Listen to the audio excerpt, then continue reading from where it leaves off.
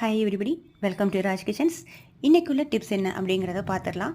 அதுக்கு முன்னாடி இன்றைக்கி நான் வாழை மரத்தை தான் உங்களோட ஷேர் பண்ண போகிறேன். எனக்கு தெரிஞ்ச விஷயத்த 1 செகண்ட் ஷார்ட்ஸில் என்னால் கொடுக்க முடியல, அதனால் 3 நிமிஷமாக கொடுத்துருக்கேன்.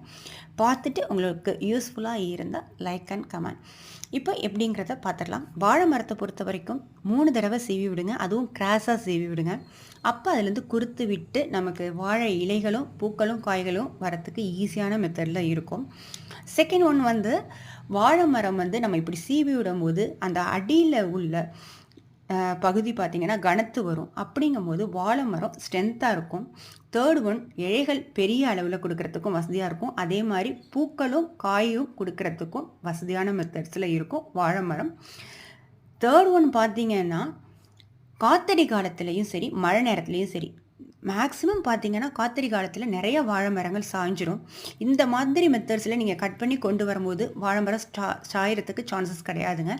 ஏன்னா இது வந்து நிதான ஹைட்லேயும் இருக்கும். செகண்ட் ஒன் வந்து பார்த்திங்கன்னா தூர் வந்து கனமாக வரும்போது நமக்கு வாழைப்பூவும் வாழைத்தாரும் அந்த அளவுக்கு நல்ல ஒரு திடமான காய்களாக இருக்கும். இப்போ இன்னொரு விஷயத்தையும் ஷேர் பண்ணிடுறேன். வாழை மரத்தை பொறுத்த வரைக்கும் செவத்தை ஒட்டி வைக்காதீங்க. காரணம் என்னன்னு கேட்டிங்கன்னா, வாழை மரத்தை பொறுத்த வரைக்கும் அதிக பலம் கொண்டது. காத்தடிக்கும் போது லைட்டாக சாஞ்சா கூட செவத்தை பாதிக்கக்கூடிய தன்மை உள்ளது. நெக்ஸ்ட்டு, இழைகளை பொறுத்த வரைக்கும் நம்ம தேவைக்கு தக்கன கட் பண்ணி எடுத்துக்கோங்க.